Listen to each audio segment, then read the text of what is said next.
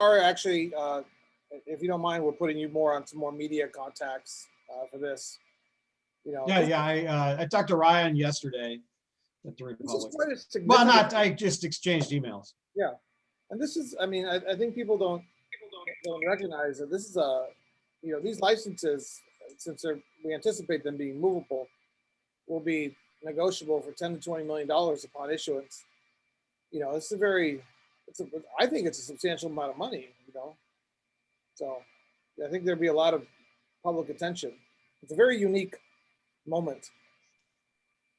Definitely, and it differentiates them from the county backfill in that those are not able to be moved. And it was actually, at least in this draft, it was pretty explicit that that they can be moved anywhere in the state. So yeah. I need to look back through to see if there's any kind of timing restriction. I remember our 3-year timing. I've read it about 5 times since yesterday, but there's a lot of info. Yeah, I didn't see any timing restrictions on when they can be relocated. And just monetary as far as I saw. There wasn't any time restrictions. I just, in those original the medical rules, I put the 3 years in just to entice people to just apply for the really rural places. Because I was afraid if we didn't make some kind of an enticement, that there would be few people that would want to apply for Littlefield or Ajo or some of those really rural places. So I thought, well, if we make it so they can move after 3 years, then we can get some of those rural places covered. Like, and that did happen. A lot of them moved to the Valley or to Tucson after that 3 years. I think they've all moved, and one just opened today that moved. Bisbee just lost its dispensary yesterday. I guess maybe it closed a few days before, but Bisbee's dispensary is now open at the corner of 44th and Thomas. Yeah, so, and I remember doing a blog post when I was in that director job where I said, "Want a dispensary? ? Think rural." And I was trying to coach people into applying for the rural CHAs, and we still had about 15 of those CHAs that had no applications, not including the tribal ones. Yeah. Oh, we should get started. Destiny's. We have like a producer here that waves cards and fancy lights go off. It's a full-on studio here. Can you turn on recording? Yeah, go ahead and record. And it's all very public stuff. So excellent. So we have some panelists. All the panelists are here. More participants are joining. Let's go ahead and get started. I think we'll probably just do like an hour, 15 minutes, hour and a half today. For those of you who are on, we have some updates. By my assessment, they're not too complicated, but thankfully we have Dr. Will Humble, here today to give us a little overview. And again, of course, some of our attorneys, Gary Smith with Guidant Law. Hello. Clark Wu with Bianchi and Brandt. Thank you for volunteering your time. You guys are powerhouses in the cannabis industry. Zuber Lawler as well. Both their attorneys are always available to help, but today they weren't on the 24-hour notice. Not a big deal at all.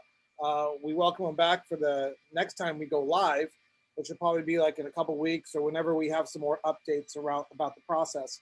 Of course, we have Caleb. Hello, everybody. The COO subject matter experts. Beyond my, we're so grateful to have you. Thank you, Dimitri. I'm grateful to be here. No, I'm constantly learning things from you. And today we have a wonderful announcement. 420 Skincare, 420 Collections has joined us as a sponsor for our social equity deep dive, the Summer of Hope. I'm calling it the Summer of Hope, Caleb. I just made that up. But since we're going to have a whole summer to teach, it's going to be fun. And so they've joined us. You can see one of the panelists if you're watching in gallery view. Thank you to Copper State, Weed Maps, Scottsdale Community College, and Zuber Lawler for making this whole process and our ability to help others along their journey, which we now think is going to end in December. So thank you for our underwriting sponsors. Again, Copper State, Weed Maps, Scottsdale Community College, Zuber Lawler, fantastic community members. Let me see. Oh yeah, we have Corey. Corey has been one of our social equity applicants following us since December, since January when we started going live. And we're glad to have him join us today to add some perspective and some flavor and hopefully some liveliness to the discussion. So we'll see what he has to say and he has to offer. So thank you again for joining us, Corey. You've been elevated to a panelist. Thank you for having me, Dimitri. Let's see any other announcements. The next live event will be May 26th at Amita at the Foundry Hotel. We'll be celebrating the legacy of Michael Weiser and giving industry awards to Thomas Dean, Gordon Hamilton, Steve White, and Will Humble for their legacy for developing the Arizona cannabis industry. And so that's a big announcement. Probably surprised you, Will, but so it's going to be a cool night. Very exciting stuff. And I think Gary will probably be giving an announcement about the update from the Cannabis Bar Association, maybe. Sure. And everybody else who's in the cannabis industry. So without further ado, and all those announcements, anything I missed, Caleb? No. No, Destiny, that's behind the scenes, Destiny. You did a great job, Dimitri. Okay, that's Destiny Blanco. Turn over to Caleb and he'll introduce Dr. Humble. Yep, thank you everyone for your time. So as we've seen, this is a very quick process and we got our second round of rules last night. So we have Dr. Will Humble, former director of Arizona Department of Health Services, on again to give his perspective on the changes, what we've seen, and we're going to have a good discussion here tonight on what's changed, what we like. We still have an opportunity as stakeholders to submit our questions and concerns to the department, and it is really clear that they are taking the stakeholder comments to heart. There's been some pretty drastic changes for the better, and there's still, of course, there's always opportunities for some additional comments. So without further ado, I'll go ahead and turn it over to Will Humble. Okay, well, thanks for the invitation again. I'm going to go more quickly than I did last week, or was that 2 weeks ago? Because we've covered that material on the upfront side of things, and I could accelerate it. And I think that's good, Dimitri. I think we could probably get this done in less than 2 hours, unlike some of the other, unlike last time. So I'm going to do a screen share here. So I built this PowerPoint last night to roll through where we are. I'm going to take myself off of the video so that, well, I'll leave myself on. So I built this last night. I did a quality check this morning and again early this afternoon. So I'm like 99% sure everything in here is square. Really just a real fast overview of the rulemaking process. The statutory language the voters approved is the skeleton of the social equity program. The administrative code, or the rules as people call them, are what actually makes it work. And that's what the state health department is in the process of doing right now, is adopting those regulations to give the social equity program some actual life, because the statutory language the voters approved said that there would need to be a social equity program with 26 licenses, but gave very little structure to what that would actually look like. And that's what the agency's doing at this point right now. I already mentioned the skeleton, the administrative code is the rules, and they have to work in tandem for you to have a functioning program. A lot of statutes fall down and become ineffective when the administrative code is poorly written, because that it's an underappreciated, really important part of public policy is administrative law. There's 3 categories of rulemaking that agencies have. The vast majority of rules are what called regular rulemaking. So that's the regular process. It takes about 2 years to do a rulemaking under the regular process, and almost every statute that's passed that gives agencies rulemaking authority goes through that regular rulemaking process. The authors of the Smart and Safe Arizona Act gave the state health department exempt rulemaking authority for several years. What that means is the ADHS can make changes to these rules really on a dime. They don't have to go through the 2-year process to change the regulations. So if in the future this program, either the adult use program or the social equity part of it, is ineffective, or there was something that was an unintended bad consequence, don't let the agency tell you they can't open the rules. The authors gave them 5 years of exempt authority. That's faster than the diamond lane on the freeway.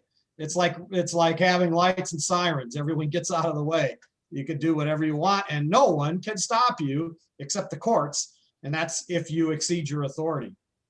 So real quick, Dr. Humble, I just think it's important to highlight that again, that in this next 60-month period, that if there's things that are really not working, we need to organize as an industry in order to get our voices heard. Equity. Hold on, somebody's on Yeah. mute. Yeah, Tina, mute yourself, please. Thank you.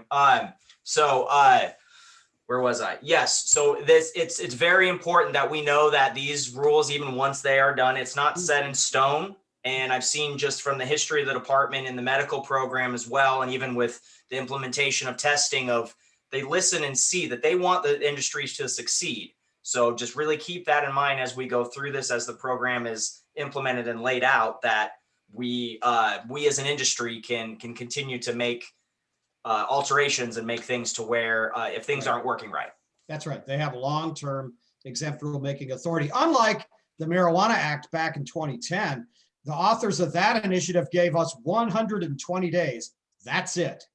That's all we had. So we had to finish the rules in 120 days. And by the way, we started the rulemaking before the election because I knew 120 days wasn't going to be enough.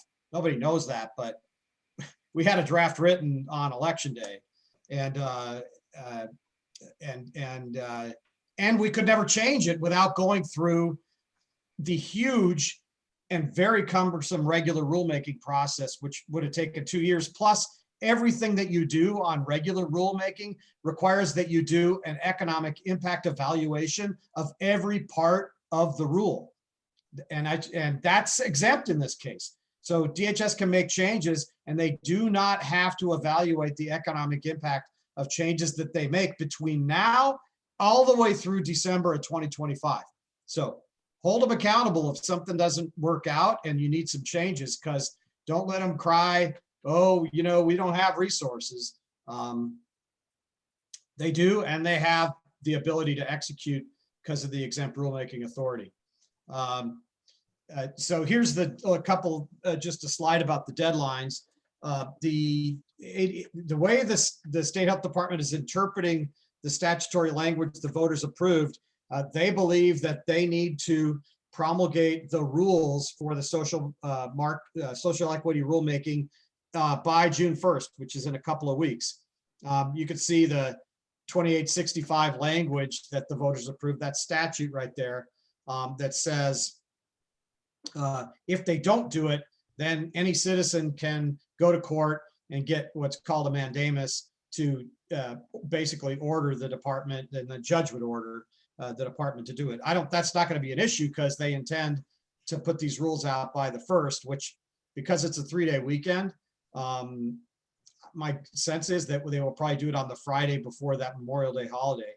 And then once that rulemaking is finished, the agency has 6 months of time before they actually issue the certificates, not the licenses, not the approval to operate, but the certificate allowing you to have access to a social equity license as soon as you meet their obligations, in terms of what's required to operate. So let's jump in to some of the new regulations in the last 10 days. So this is the same, basically, is the ownership component of the regulations.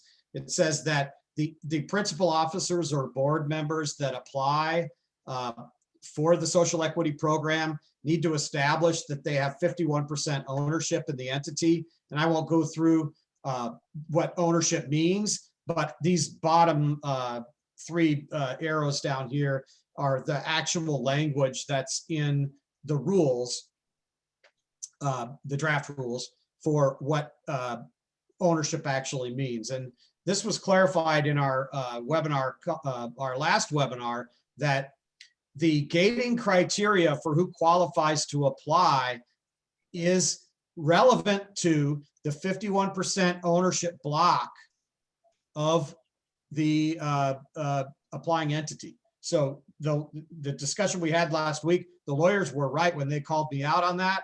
They were right. These gating criteria that I'm about to go through apply to the 51% ownership block that becomes the applying entity. And these are the criteria right here. New one right here, Arizona residency.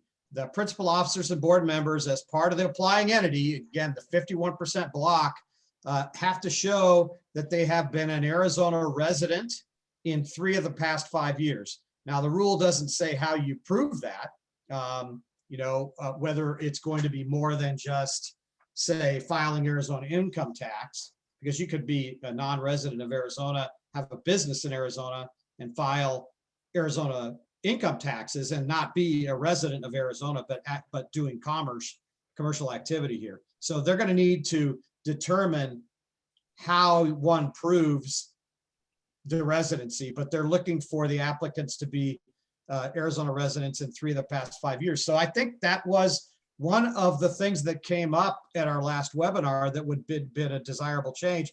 And probably one of the folks on the webinar last week or somebody from the field put that recommendation in because it's a new part of what the department came out with this week. So the 49% could be an out-of-state entity. That's correct. Yes, that the residency applies to that, and the gating criteria I'm just about to go over, same thing. It's the 51% need to meet some of these criteria. So I'll give a high-level overview, and then we'll dive into the details of what the criteria are. So as you remember in the previous draft, you had to establish that in fact you had been convicted of possession of marijuana less than 2.5 ounces, qualify for expungement, or you didn't qualify to apply. They've loosened that up some and went to a new approach. There were some other things that you had to have happened to you in order to apply last week. This week it's a little bit more open because what they've done is set forward 5 gating criteria that qualify the principal officers and board members as part of the applying entity to qualify to put in an application for the social equity license. And so you have to meet 3 of these 5 criteria. So it's not everything you have to meet, but you got to meet 3 out of the 5 if you're going to be a principal officer board member as part of the applying entity. Again, the 51%. If you remember last week, they did have a income threshold that you had to meet. Now it's an income threshold that you may use as one of your gating criteria, one of the 3 of the 5 things that you meet. And you need that criteria is that the person has had a household income in 3 of the last 5 years of less than 400% of federal poverty. So 2 weeks ago it was 200% of poverty. This time it's 400% of federal poverty. And are we gonna, is that like current poverty level? I mean, because that's the poverty level has fluctuated over the last 5 years. Right, so. every year has its own poverty level, and every place has its own poverty level. Like in Mississippi, the poverty level is different than it is in San Francisco. At the federal level? Yeah. Okay. So it depends on where you are. Okay, but of course this would refer to Arizona because the applicant has to have been a resident, or is it saying that even in the income, let's say that the years where they didn't live in Arizona, that would apply? It doesn't say. All it says is that you got to you got to show Arizona residency 3 of the last 5. Yeah, hey Caleb, I don't think how the rules are drafted right now, it requires, the 3 of the 5 years. I don't think they're only looking exclusively to Arizona. I think those 2 requirements are, you can look at them separately. For the residency, you have to have lived in the state for at least 3 years, but in terms of the income, doesn't matter when, where you lived, as long as 3 of those 5 years, you meet the federal, the 400% less than the federal poverty level. Right. That's the way I'm interpreting it. And they could be different years. Like you could have lived in Arizona for, first 3 and then left for 2 years. And the poverty could have happened in the last 2 years.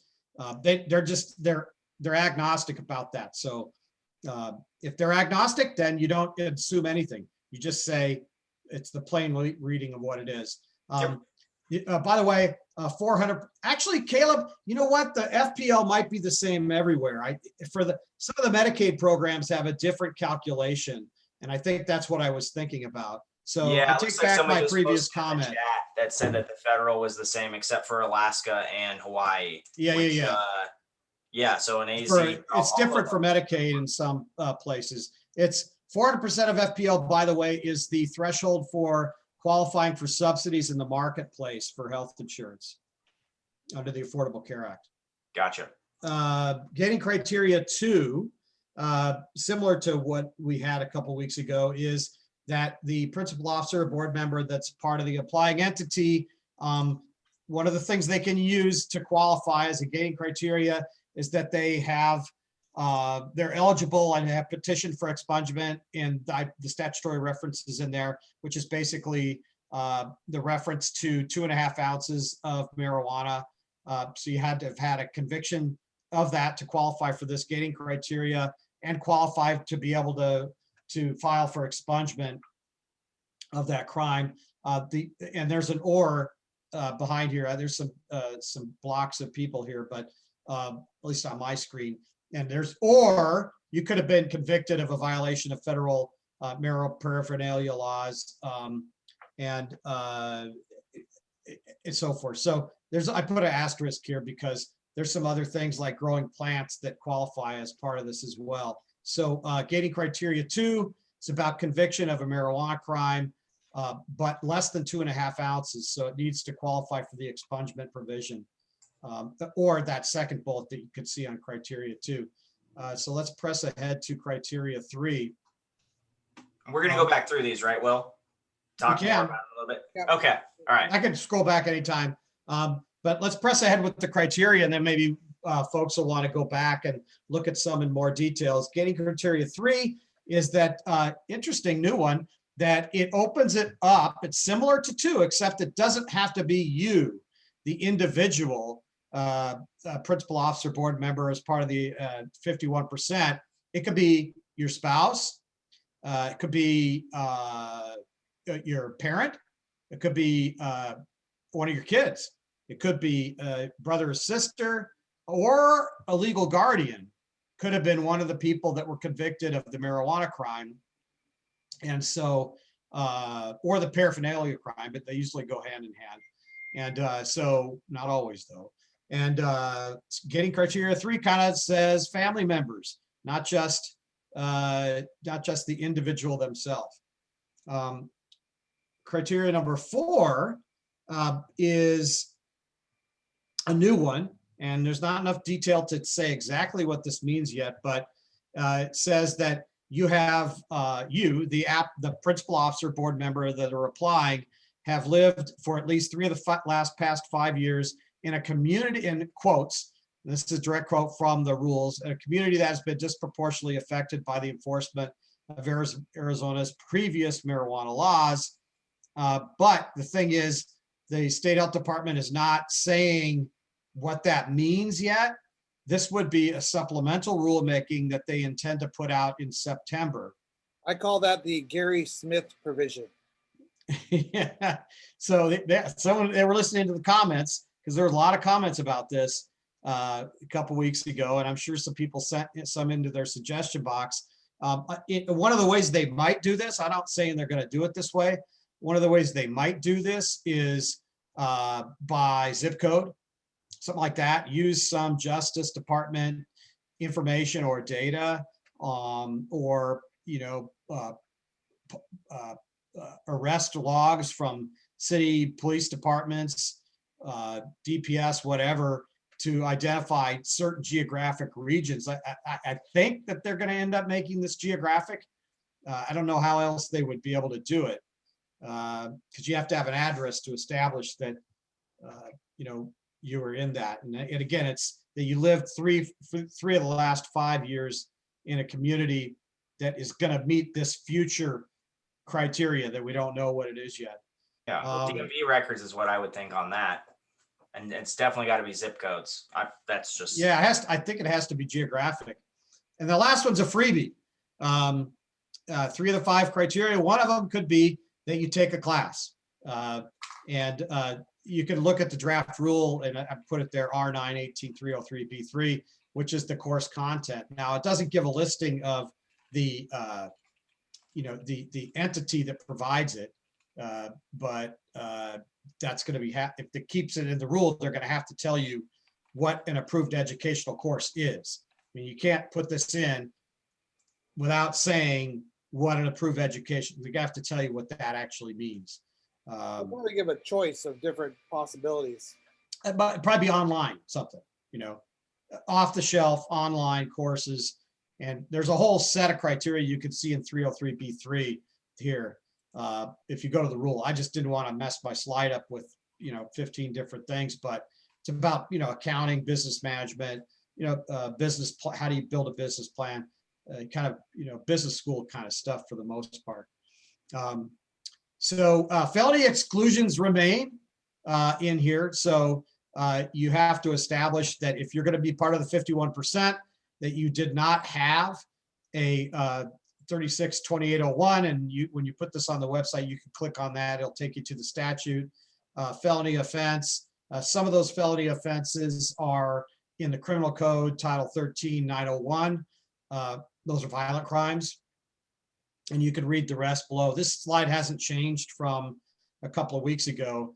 So it's yeah, it's the same stuff from the medical program, to where you just, Yeah. you have to be able to have met the criteria to be involved in that program, right.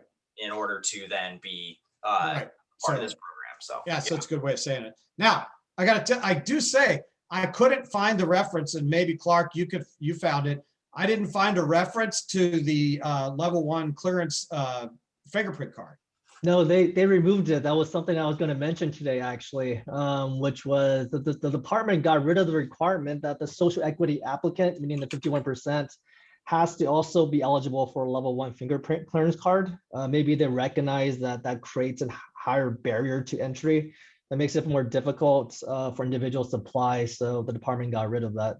But Because it casts a lot wider net than the Title 13 criminal code violent crime list, Yeah, you couldn't have, I mean, the laundry list of things that you couldn't have been convicted with to obtain a level 1 fingerprint clearance card was pretty broad. It involved everything from, I think, petty theft to panhandling. So that really restricted the eligibility criteria of who can be a social equity applicant. So that would be, if you're interested in that, viewers, that would be a thing like we talked about last week. If you see things in these rules you like, make sure you put that in their suggestion box, because there may be some people that don't like that. The fingerprint cards are gone, because remember, there's going to be a competitive process, and the more people that there are going to be people that want to screen people out early to get them of a competitive advantage, and that's one way to do it, is that fingerprint clearance card. So that's gone. And if you like the fact that it's gone, you should tell the agency that you're glad that it's gone. This is the same. They need to establish that the principal officers and board members can't be removed from their position without written consent or a court order. That's the same. The application limit is the same as it was 2 weeks ago. They did disclose that they, under this rule, anticipate accepting applications the first 2 weeks of January this year. The fee stays the same as $5,000. And the random selection is the rule of the day. This last slide gives you a direct link right to the rules that they posted yesterday afternoon, less than 24 hours ago, and the online survey, which allows you to make those comments. So with that, I'm done with all these slides, but we can I can pull the slides off and we can just talk as a group. Want to do it that way? Dr. Humble, before we get there, I just want to make one clarification. I think the department did make changes as to how, the number of applications that individuals may submit pursuant to the social equity program. And the changes, unlike before, where social equity applicants can only be a part of one application and the other 49% can be a part of 5. Now, how it reads is everybody can be only part of one application. And I think the specific rule language says that, each POBM that's part of one application can't be a part of another social equity application. So they got rid of that the 5 application exception for the 49%. What section is that in, Clark? Because I'm trying to read through. That was one of the questions I know that I had. Yeah, that is section, I think it's the new section D under 303. 303, I think. Yeah, and it says an applicant shall ensure that no PO or BM of the applying entity is a PO or BM on any other marijuana establishment license application submitted according to subsection A, which is a social equity program. Yeah, And that's huge. That's huge. I mean, that basically takes out for any existing operator that isn't for any of the existing dispensaries. I mean, it's really, I can see the department is trying to spread this out and give this opportunity to those that are not already fully ingrained in the industry with operating licenses. I mean, that's a huge change. It seemed like unfair from a public policy perspective, the way it was written before. Yeah, to restrict them to 1 but allowing others to be on up to 5. Yeah, I would agree with you. So one of the questions that came up in the chat room was, let's say, for instance, that there are 3 people that combine to meet that 51% ownership, that meet the eligibility criteria.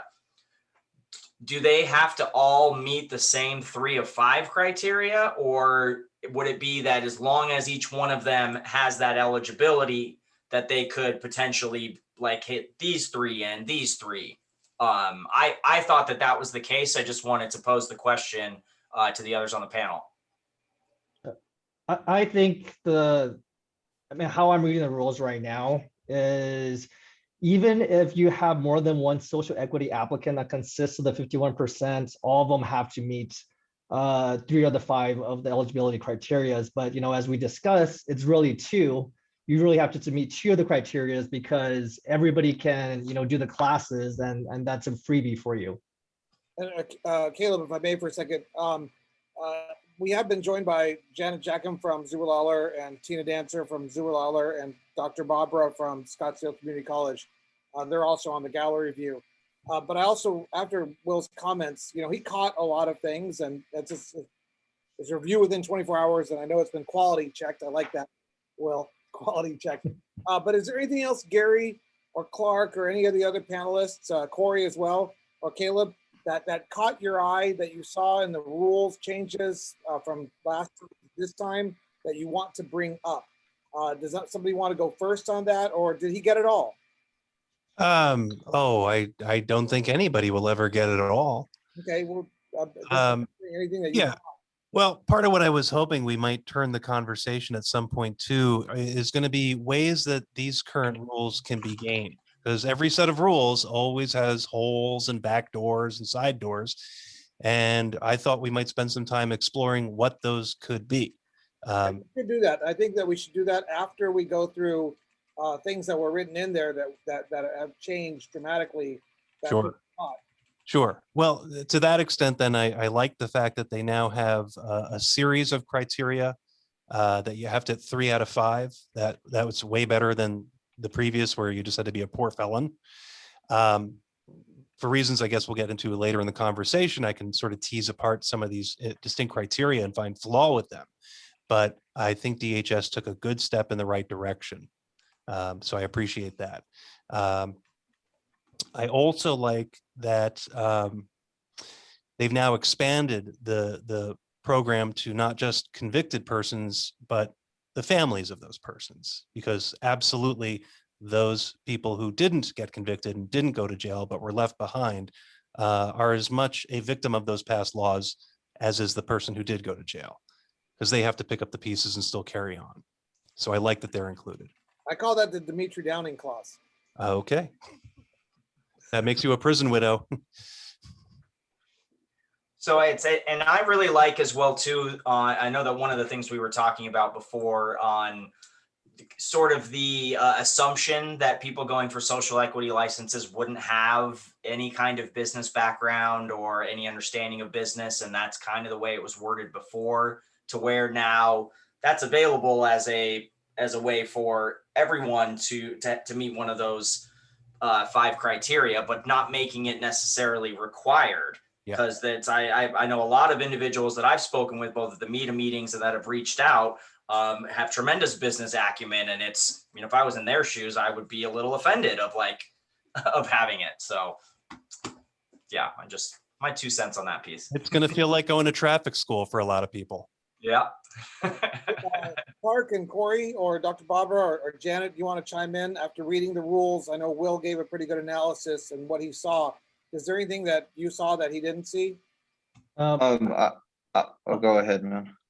Oh, sorry about that, Corey. I'll make my point quick. Sure. Something that stood out to me was in terms of, I guess, what the department's thinking as to what can happen with these licenses, is the express language now that authorizes the social equity applicant to sell these licenses. Because in the new definition of ownership under the draft rules, you know, it talks about the protections that are in place for the social equity applicants, such as their distributions have to match their ownership interests, their voting rights have to match their ownership interests, and things like that. But in the very last section, there is a carve out, and that carve out talks about that. And what that carve out says is the social equity applicant's ownership interest can't be subject to restrictions or, you know, assignments or voting rights, but, you know, they have the ability to engage in a voluntary sale, and it says in the last line. And I think those, you know, those 2 words, voluntary sale, is very important, because it signals to that the department, at least what they're thinking right now, is after the social equity applicant, you know, receives his license, it's free for them to sell it. It doesn't have to stay within the hands of another social equity applicant, like some programs in other states. I know that's something that, you know, we were discussing during our last panel as to, you know, what are the potential implications of that. I also did note that the department tried to tie in still the ultimate license to the community aspect of this program, and, you know, what they're hoping to achieve with the social equity program, which is as part of the new administration section that's added, a social equity license holder, and I think that continues on even if the 51% sells, they have to, you know, develop some type of program, demonstrate how they're going to continue to benefit these disproportionately, you know, impacted communities. Now, what does that mean? Nobody knows that yet, you know, and how is the state going to enforce that? We also don't know that yet, but I mean, at least it signals that that the state's thinking about these things, and they're taking people's comments about that, you know, under due consideration. So I think that is a push in the right direction. We've also been joined by Jeffrey Tice as well. So do we want to maybe hold our thoughts on what other people caught that other people, and first talk about the public policy implications of what Clark has pointed out regarding the transferability and the locking these licenses into place somehow for some, is that what you're suggesting on that second part, that the licenses are permanently locked into place? No, that's not what I was suggesting, Dimitri. My comment was the state tried to implement at least they're trying to draft rules that forces or requires these social equity licenses to maintain, quote unquote, their character as social equity licenses, even if the 51%, meaning the social equity applicant, sells them, because they have new rules in place. They're drafting new rules in place that requires these, you know, new license holders that are licensed under this program to develop essentially plans of how they're going to benefit the community that are disproportionately impacted by marijuana laws. And I think that, so here's the exact language. It says, for a marijuana establishment that received the marijuana establishment license under the social equity program, how the marijuana establishment will benefit one or more communities disproportionately affected by the enforcement of Arizona's previous cannabis laws. And my point was, it looks like they're thinking about this, but in terms of how that's going to be enforced, and what this rule is actually going to look like, we don't know yet because the details have not been put in. But it's something that the department it looks like it's something they're considering as to, even after this sale happens from a social equity candidate, how do you maintain the social equity, nature of this type of license? That I think one thing is clear from a big picture point of view between these last 2 weeks is that, my compliments really to the agency because they're listening to the comments and they're probably watching this right now, by the way. And so that means that it's not just window dressing. They're actually listening and trying to make this thing what it was intended to be by the voters. So get your comments in, and the deadline is Monday. So, just have a couple of days. And like I said, reinforce things you like and complement that, and things that you think should change, give something constructive around what that would be. So it's really encouraging they're listening. So kudos to a lot of my former team is there, and I'm proud to see this work. So maybe we can talk about for a second before we go into other things that were caught by, and Caleb, everybody can go next. But the public policy implications of making the licenses transferable, negotiable instruments, collateralizable instruments. Does anybody want to speak to that real quickly? Gary, maybe? Well, a negotiable instrument is a very specific thing. These licenses would never constitute a negotiable instrument. I'm just using broad language. You're just talking about them being sort of freely transferable. Well, yeah, I mean, and Jeff Tice is on here and he understands the financing of these entities better than anyone. Yeah. And that's something that I've been thinking about for a year now, about how these licenses are going to acquire money and the partnerships and business structures that they end up being under, obligated to. Yeah. But if they are transferable, people can leverage the license to borrow money to start their enterprises. And I think that's something that's very important. Well, yeah, I mean, there's lots of ways to finance operations for sure. Using your license as leverage could certainly be one way of doing that. And, I can think of at least 3 others. Really what it comes down to, if we tie it all the way back to your original question about transferability, is what the rules will permit. And, we have to go all the way back to this 51% element in the rule that requires your social equity qualifier, be it an individual or multiple individuals. The rules also go on to say that that person or persons are also supposed to receive that 51% revenue stream minimum. Their revenue stream must match their percentage of ownership. And then you tie that next to the rule that Clark was just referring to about the license not being subject to restrictions or assignments of voting rights. You have to really look at that subpart of 303 because it suggests, at least to my mind, that you might not be able to tie these, at least the way this is currently worded, to a management contract, which I think is going to be inescapable at this point. Because you've got to think of what the qualification of the applicants are. You're talking about people who necessarily don't have the financial resource to launch these things. So you're spot on right, Dimitri. These folks, these applicants are going to need money to help them to get these businesses started.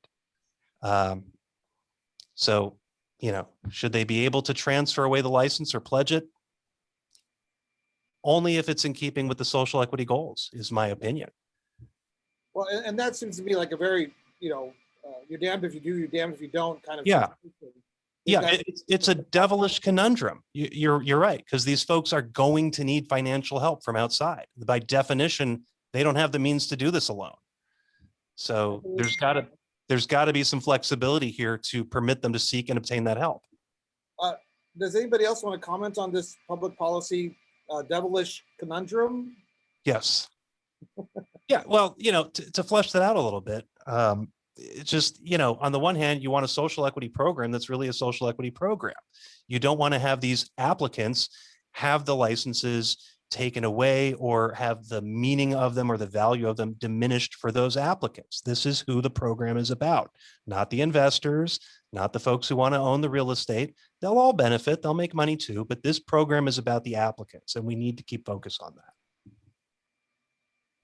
And so the way that I kind of see it, as far as in even with that transfer, it's almost like that particular license still has to have an aspect of community impact. So something that actually is part of the medical program, with them being nonprofits, it wasn't explicitly, but it was kind of implicit in there that there needed to be some level of community involvement and charity work and things related to being a nonprofit. So I see this as a way that the social equity licenses will have that requirement, because it's in the administration section, which that's what's checked in your approval to operate inspections. And there'll be I would presume, with it being in administration, I know I've gone through plenty of inspections where it's going to be another box that's checked on there as far as on determining on how this particular license is continuing to benefit the community that it's located in. And they're going to have to take that into consideration when they're moving them, because these licenses are fully movable, but that is a requirement of this license. So that makes them, I think, more to your comment on the last time, Gary, that they are very specific types of licenses, and this helps to keep them that way, whether or not the original person decides to sell out.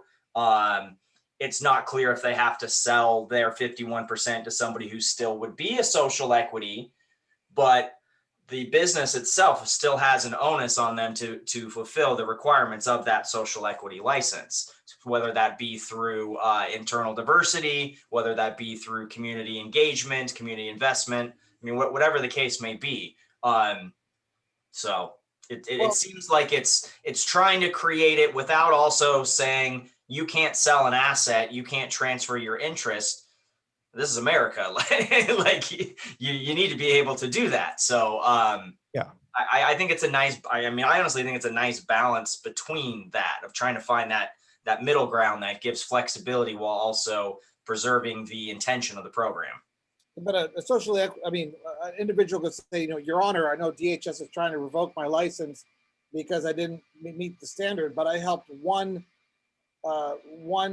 person every year for the last 10 years get an expungement through.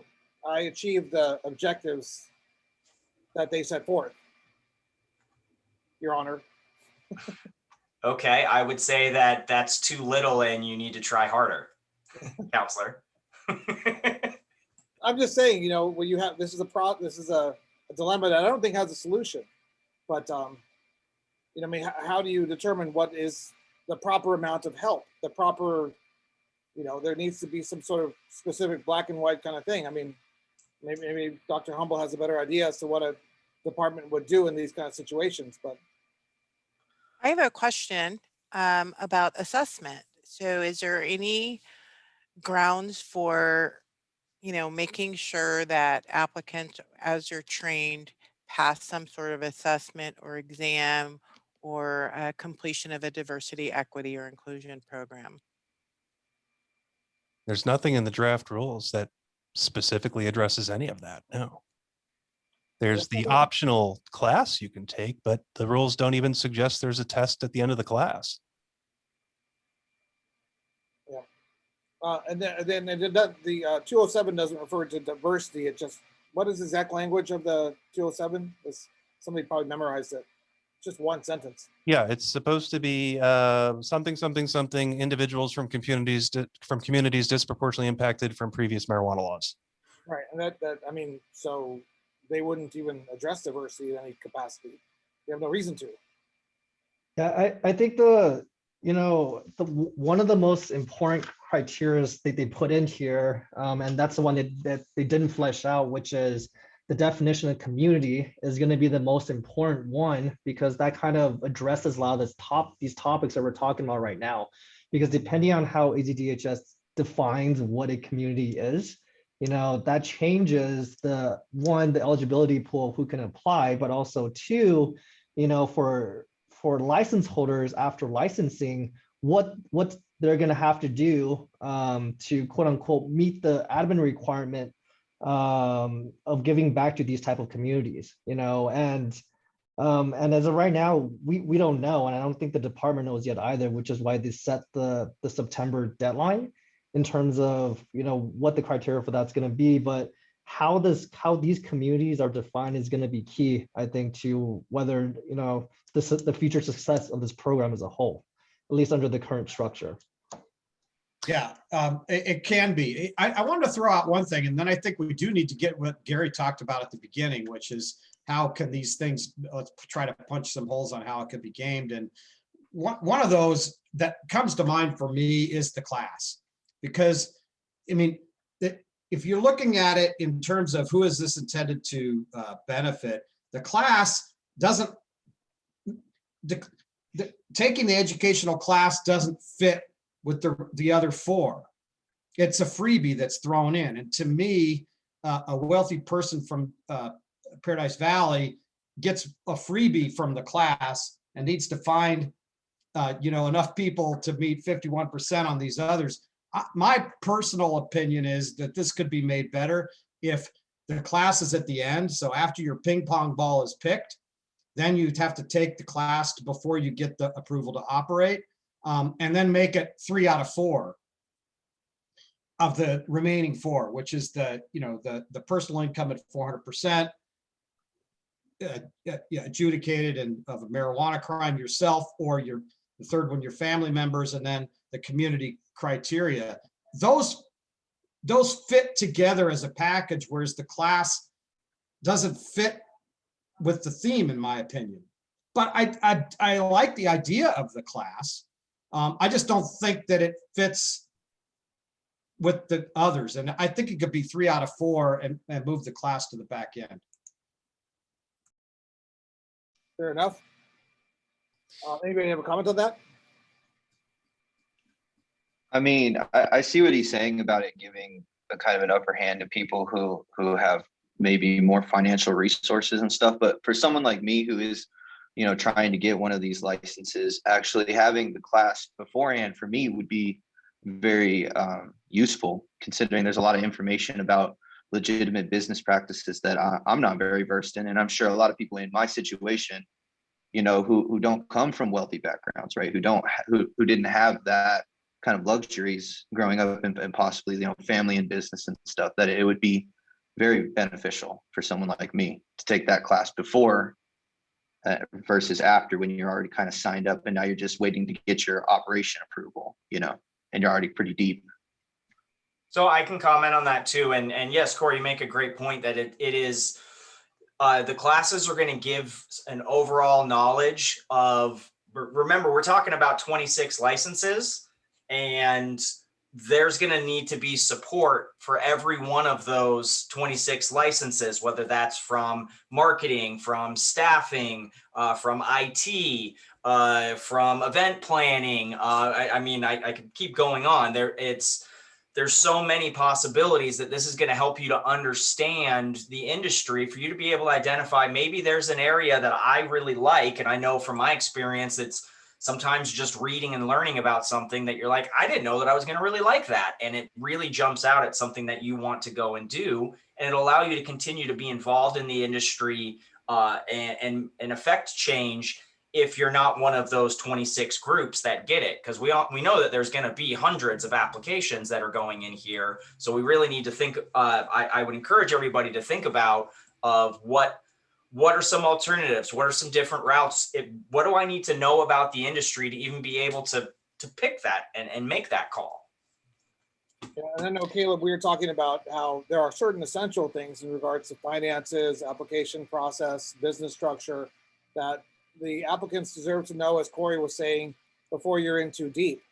And that's where they get, tripped up. And if they don't have the resources to hire Gary or Clark or Zuber Lawler to help them, guide them through the process. And because these 3 law firms have a lot of experience as to what could go wrong, these classes help give them that preliminary knowledge, whereas the human resources, the compliance, the security, et cetera, retail, cultivation, et cetera, all those aspects unique to the industry can come afterwards. So we were teasing that idea, I know. So I think the class makes sense. Let's put the class and decide where does the class where does it really belong? It really belongs, if you're going to put it in the back end, that's a place where it belongs. Or it could belong not as a gating criteria, but as a requirement like Arizona residency. So then everyone has to take the class, and for some people to be useful, for some people to be busy work, but you can't use it to game the system, to gain an advantage, to better compete against the people who really have been disadvantaged as a result of the laws. You see, I think the class could be used inappropriately when it's in gating criteria.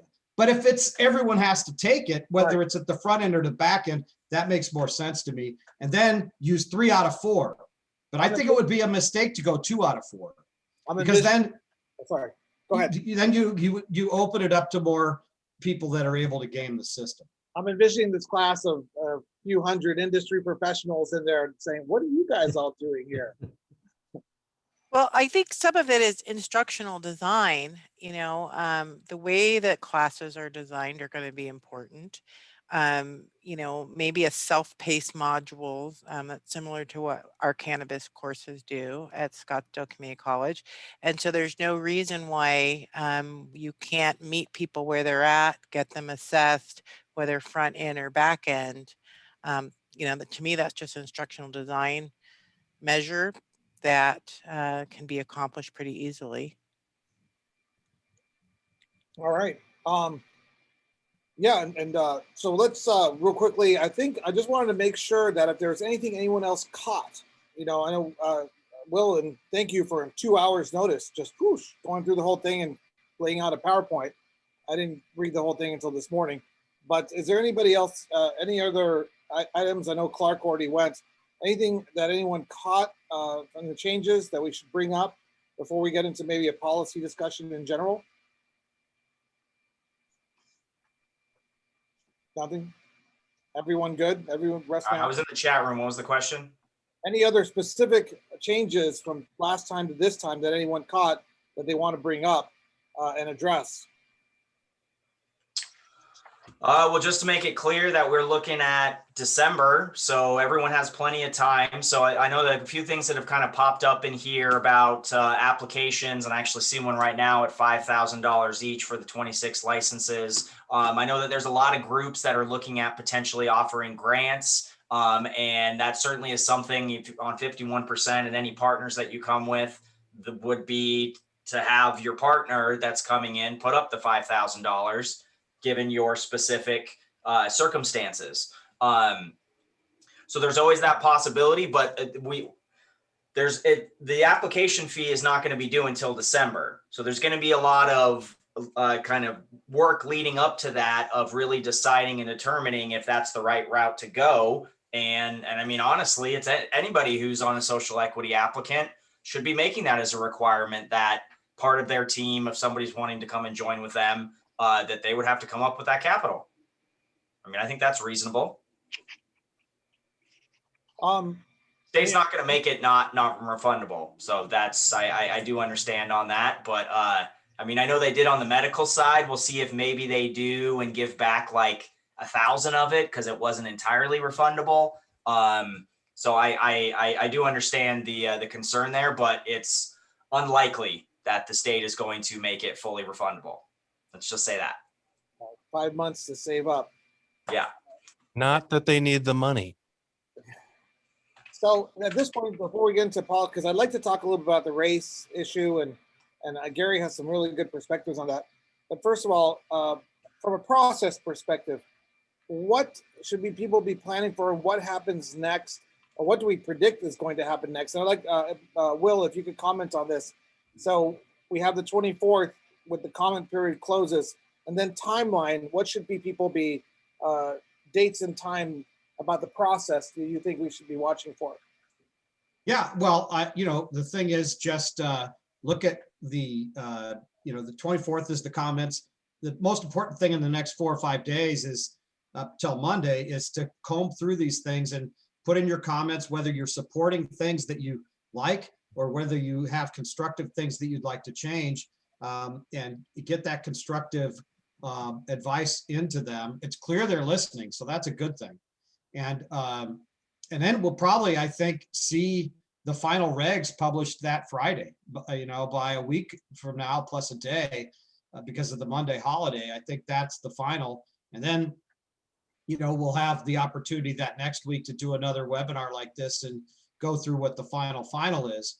One of the wild card, and at that point, then entities could start building around what the criteria are and trying to form a critical mass of partners and so forth to apply for the licenses or to put in applications. The wild card here is that they don't intend to have the community criteria established until September. So that kind of puts you in a bind in terms of recruiting people to be principal board officers, because if you need to meet 3 out of 4 in the end, and one of them is the community, but you don't know the definition until September, then you're going to have to be kind of flexible. So, one thing you might comment is, and it's a dancing act here, is encourage the agency to move that September up to,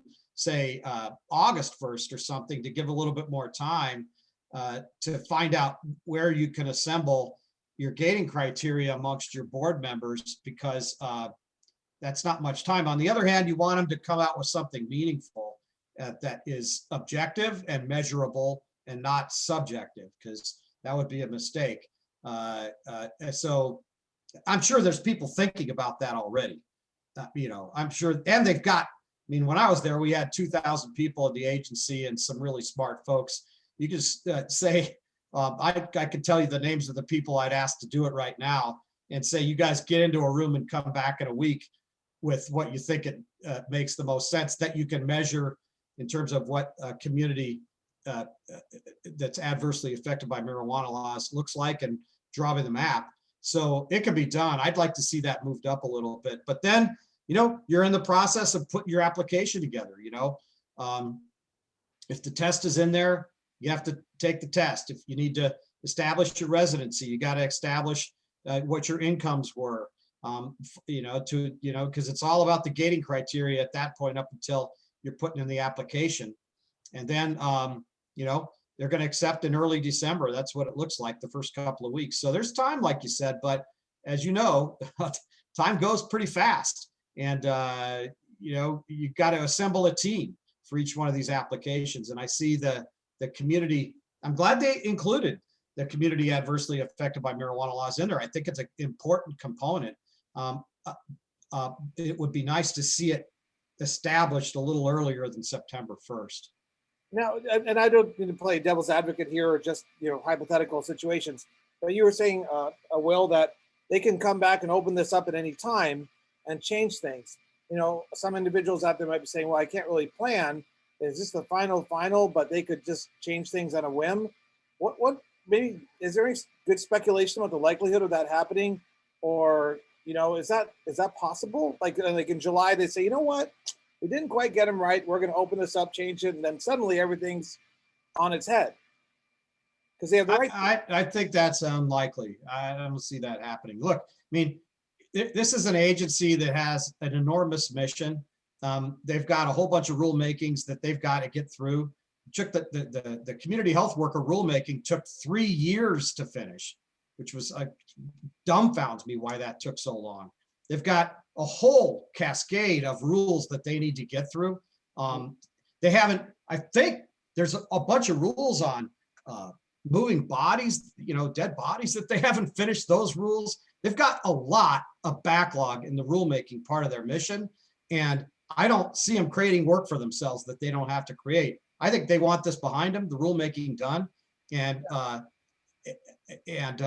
So I don't see that happening. I don't see them tweaking it in between, except for the September thing, because they got to establish those communities, but I don't see it. I don't think that's a risk. They got too much other work to do that's not happened. There's other stakeholders that are like, where's my rule? Right. The community health workers we were trying to get that for 3 years. We're like, where are the rules? there's a lot of stakeholders that want their rules done, and they're not going to use staff to make perfect the enemy of the good and slow down other people. I And, think. you know, in my experience, there's a lot of lobbyists, there's a lot of special interest groups, there's a lot of politicians who claim to have power to influence this, influence that. And I don't know the actual realities of what happens when a top lobbyist in Arizona from an organization shows up at the director's office in July and says, hey, you guys need to change this for this reason. You know, I'm just throwing that out there. I don't know. I'm not saying it's real or not real. Just saying it's a theme that I've seen present over the years. People tried when I was in the director job, that I politely tell them to pound sand or not take the meeting at all, but I worked for a different governor, I worked for a very different governor. Underline the word very. We are very grateful that you're here helping us and helping the community understand the process behind the scenes, which is very important. But of course, we all still wish you were there as well. So with that, I think we have a pretty good idea as to the process and the time frame and the overall message of get your comments in for May 24th. And in June, we will probably have on Thursday, June 3rd. Is that a 3rd? Is that the date? That's the third. That's Thursday. Yeah, from 3 to 5. Yeah. I think I'll be in Penasco. I'm not sure. Well, we'll see what I could happens. do it from there. Yeah, we'll see what happens on the 1st, and maybe we'll kick back to another live session on the 10th or et cetera. But real quickly, I wanted to make sure everybody, got their thoughts and comments out as to the changes or anything that they're still concerned about to share with members of the community out there. And we are going to email this video out tomorrow to share with members of the community out there things that they think should be addressed or should be brought up. I know Gary has lots of good thoughts, and I wanted to make sure you had a chance to express them so that people could maybe take them and turn them into comments. Yeah, sure. You ready to turn the corner on the conversation? Well, Gary, you go first, and everybody else take a turn. Okay. It's really two conversations we're having here. So the first half of all this was, what's the criteria? Does it sort of match the social equity goals? Now the question, I think, is what about license retention? Do we want to have just free and open exchange or transfer of these licenses to literally anybody? Does that meet the social equity goals? Is it consistent or inconsistent? I think that if the licenses are permitted to be freely transferred to literally anybody without having to maintain the social equity qualification to it, that it undermines the goal of the program. And I'm not approaching that from any sort of like a kumbaya spiritual perspective. I'm not trying to, necessarily enforce goodwill or good feelings gratuitously. I'm taking that because I'm reading the literal language from the statute. It's supposed to address individuals, or supposed to address the promotion of ownership and operation by individuals from communities disproportionately impacted by previous marijuana laws. That to me is language that speaks to an ongoing enterprise, not the mere moment of license acquisition. Because if it's just license acquisition and you can flip it to literally anybody, it's not addressing the past problem. You're just giving somebody a lottery ticket. So I think there needs to be something in these rules that speaks to the perpetuation of the social equity goals. And currently, the way these rules are drafted, I think there's a ton of ways to game them to circumvent them. Did you provide them with any language or any comments of your own that achieve this? In the initial round, I did. Now that we've received the revisions, I haven't yet had opportunity to sit down and type it yet. I literally only got them late yesterday, but I fully intend to. And understand the way I'm viewing this, I just see a balloon that I can pop little holes in. And people like me who are going to be hired to do exactly that. So better up front so you can try to plug those holes or shore up those balloon walls before these things go to application. Let me just say, I think that it's important that the mission stay consistent with what the statute says. And I commend the agency for, in the operating side of the rules, that's new language that says that you need to establish, define what it is that you're doing to to meet that equity mission. Yes. I think it probably, if you're gonna allow them to be transferable like we're describing, I think you need a heavier compliance tool on that part of it. Yeah. Because, like it needs to be not just like an inventory control thing, or the hand washing sink doesn't have soap deficiency or something. It needs to be like an A-level thing that if you discontinue that practice, that your license is really truly in Got some jeopardy. teeth, basically, is what It you're needs saying. more, yeah, I think if you make it, it's either, to me, it's an either or kind of thing. And that mission part of it, and I think it could be more detailed in that if you're going to keep it in the operational phase, it could be more detailed and just and prescriptive about what you expect to see. For example, instead of just the way it is open-ended, you might say, explain how you intentionally recruit staff from populations and use the gating criteria for it. You know what I mean? Like how do you recruit people from a background of that they're from an over police community? You know what I'm saying? Like, if you're not prescriptive about it, it's a lot harder to enforce it. True, yeah, I can see that. But if you're prescriptive of it, then that says that here's the only things, and then there's going to be a minimum requirement. So I think that, I mean, I honestly think that the best solution here is going to be of not limiting transfer, but making it to where that license has to always retain 51% ownership of a social equity candidate.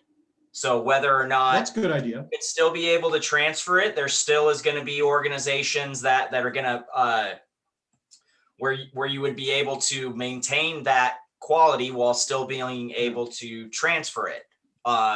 That's how I see is really the only way to help to ensure that it continues to. There could be, I mean, there could potentially be quotas or other things like that, but I mean, we get into a very slippery slope area of, well, there's certain things in hiring practices that you can't hire based on race, and you can't do these things that are. No, you converted me. I like that idea that the principal board officers need in perpetuity to meet, let's say, 3 of the 4 gating criteria. I don't know. I mean, as time goes on, 3 of the 5, it gets a little dicey, but have to work out the details. But I like that conceptually. If I can riff off of that for a moment, when we were on the panel a couple of weeks ago, I had mentioned as a potential solution here, because I like the idea of license recipients to be able to alienate them,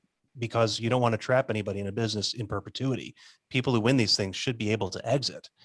And in order to foster a maximal opportunity to exit, I think the licenses should be transferable to anybody, literally anybody that, at least meets DHS qualifications, subject to just some basic conditions. Either you have to be at time of transfer social equity qualified as the recipient, or within 1 year, you must bring yourself into social equity compliance, because these licenses are supposed to be transformative.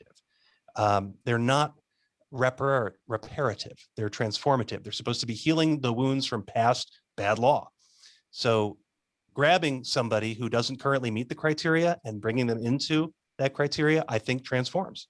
So that might be a solution as well.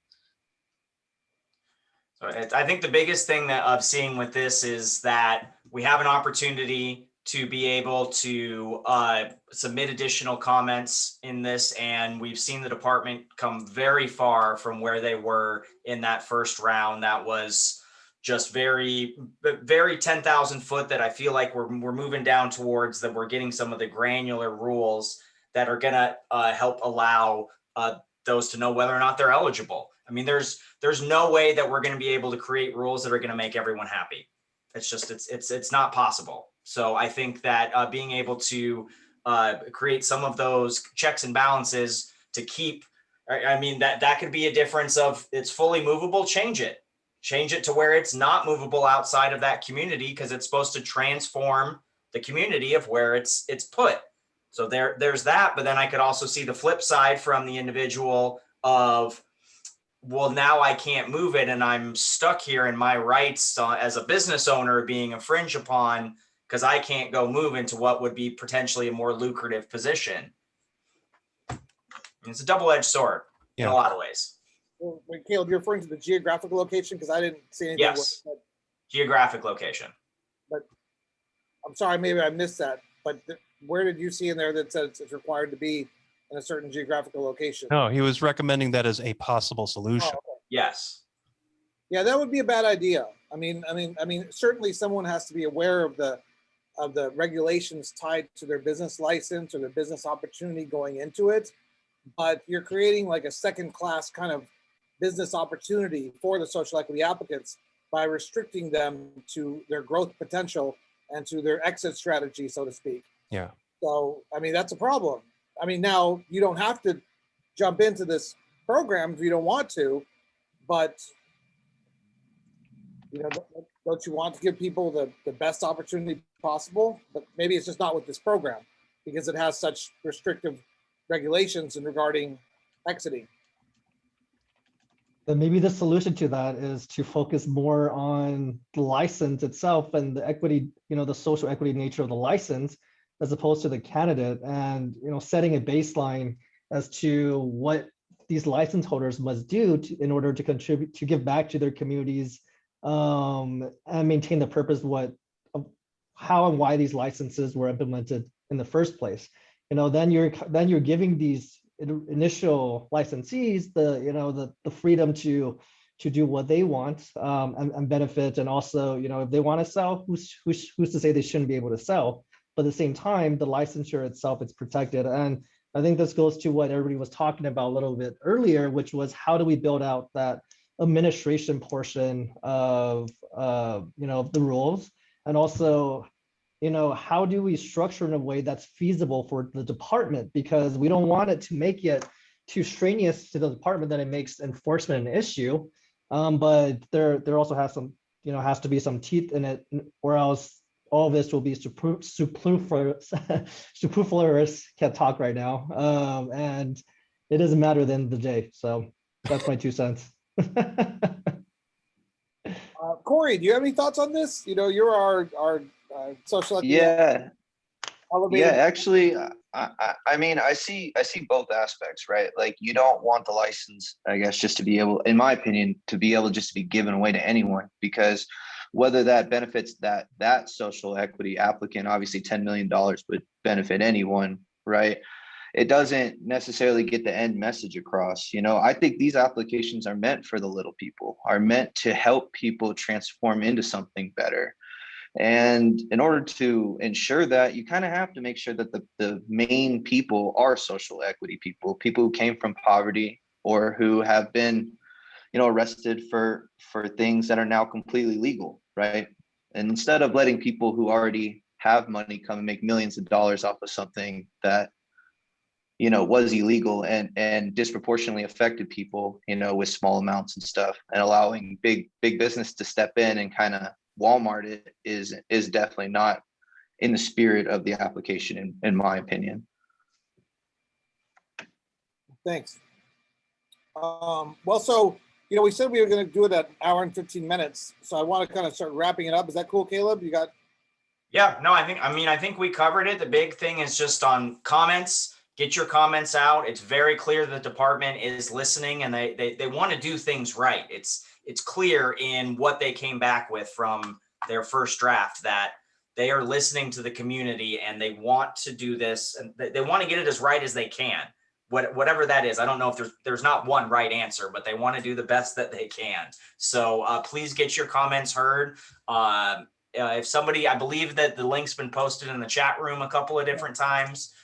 So they're listening. The department is here, and really what we want to do is help to educate both sides so we can get to a point where we have a robust program that tries to check as many of the boxes for all of the stakeholders out there. Again, it's going to be the best possible for the best possible number of potential social equity applicants.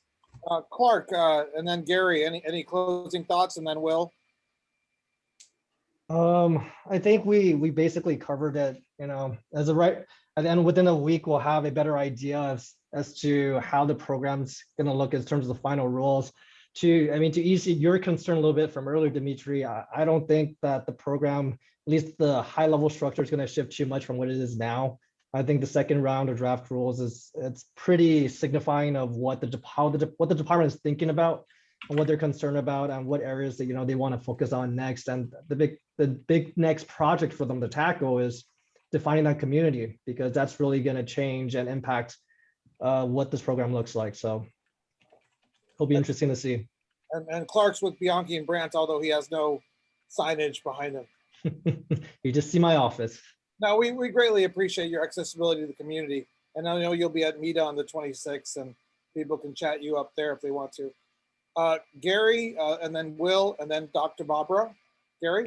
Thanks. I agree with all the comments so far. I don't expect seismic changes coming in what will ultimately be the final rules. I think we've got a very good glimpse thus far of pretty much what they're going to look like. I do expect some trimming and some changing, but nothing seismic. In the meantime, look, this is going to be an ongoing source of frustration for literally everybody. I don't care which side of this issue you fall on, whether you love it, hate it, want to be a participant, applicant, owner, investor, whatever. There's never going to be perfect. It's never going to be satisfactory to everybody. So if you can live with the compromise, be patient, the rules are going to get done, applications will start, and hopefully we'll build a fantastic program that's got a social equity focus. And I will do everything in my power to help push that along. The words free market keep ringing in my ears. Will Humble. I just want to reiterate, there's a lot of good comments in the chat box over the last hour and a half. You folks that have been putting that stuff in, capture that, go to the Survey Monkey, give them your ideas, because the team is going to be going through those things and they're going to read them. And there could be some aha moments that come out of y'all. So put those in there, because there's, and remember, reinforce things you like that aren't in there, like having the address, having that address up front, and things like that. So yeah, and we'll be back as soon as it's all clear. Yeah, Dr. Barbara, and then Tina and Janet, you guys want to chime in, you're more than welcome to. And of course, Jeffrey Tice will go in that order. Yeah, well, I am really excited about this conversation. I love that everyone's heart is in the right place and we are solutions driven to be supportive to Department of Health Services, because it is a big undertaking. So, I've got my college professor hat on. So it's always, education is always the answer to equalizing social equity applicants. So to any extent that Scottsdale Community College can help with that, we're happy to do that. Thank you, Dr. Barbara, for your help and assistance, of course. And I 100% agree with you. I come from an academic background myself. Tina or Janet, did you guys want to chime in? If I don't, Janet, Tina? Okay, no big deal. Now, just gonna say excited about the rules and glad that the department, really did listen to comments, and just important that if anybody wants to make any additional changes, make sure to make those comments. But they've done a good job so far listening to us. Yeah, thank you, Zuber Lawler, always for your support. Jeffrey Tice, did you want to chime in with any comments? Well, just a quick one, Dimitri. I think Gary's absolutely right in that we've got a lot of great ideas here. However, I don't agree with all the ideas, and that's the wonderful thing about this comment period. And I would expect that there's a lot of different opinions out here, and it's, as Dr. Humble pointed out, it's so critical to put in those comments, and I think the state is willing to listen, as they have changed so significantly and turned around the regs. I think that we've got a good path forward in developing a program, and And just again, encourage everyone to comment. Thank you. Corey, did you want to give any thoughts? Did I miss you there? No, just last thoughts. I just want to say I'm grateful to be part of this with everyone, and thank you, Mita, for the knowledge that you give to people like me who are trying to be a part of this industry. Well, thank you for joining us. Did I catch everyone? Caleb, anything else? No, just want to give a sound off. Thank you everybody for the discussion and for taking the time. This is how debates and discussions and things happen, and we all have different perspectives and different viewpoints. So just comment and know that I know everybody, again, I said at the very beginning, I'm focused on the licenses, that yes, there's 26 licenses available. There's going to be thousands of opportunities for different aspects in the industry for support and getting in and being involved with Mita, being involved with the networking, being involved in the classes and over at Scottsdale Community College and meeting other people in the industry. You never know what opportunities are going to come up and where you may find where you fit in. So just I can't stress that enough. Of yes, this is 26 licenses and there are going to be 26 groups that are awarded, but that doesn't mean that your chances of being involved in the cannabis industry are out the window. So just keep that in mind, that there's a lot of different ways to be involved. Tons of opportunity. And again, thank you, Will Humble. Thank you, Bianchi and Brandt. Thank you, Guidant Law and the Arizona Cannabis Bar Association. You guys, this doesn't happen without your volunteer efforts. And very, very grateful to our sponsors who've made our opportunity to help individuals like Corey and hundreds and thousands of others, Copper State, Weed Maps, Scottsdale Community College, Zuber Lawler, Proven Media, and our most recent sponsor who's going to help us this summer, 420 Collections, which is also 420 Skincare. So thank you again for that. And we appreciate you letting us do this good work and provide this format for everyone. So we will see everybody 2 weeks from today when we anticipate that there'll be a final set of rules. Thank you. Is that the end? That's the end, Jeff. Yes, sir. Although I was waiting for your ceremony, Dimitri, that you could bless everybody. Looks like he already dropped off. So. Oh, wow. All okay. right. Next time. Well, this is the opportunity to shit talk him then. Yeah. Oh, Gary, I love you, buddy. We should grab lunch when I'm in town. Hey, listen, I'm fully vaccinated now. I am back on the scene. You name it. Yeah. All right. Well, I will reach out, man. Yeah, absolutely. Oh, there's Kim. Say hi to Kim. Hi, everybody. I'm with Hey Sadie, there. our intern, our junior person. She's at Hello, everyone. Hello. Hello. Barbara. Everyone did great. It was super You cool. all are the best team ever. Just really appreciative for all the input. Oh, happy to help. I suspect everybody on the panel really cares deeply about this industry. That's why we're here. Yep. Absolutely. Definitely. So have a good one, everybody. Okay. You're all- Bye. Everyone, thank you. Bye.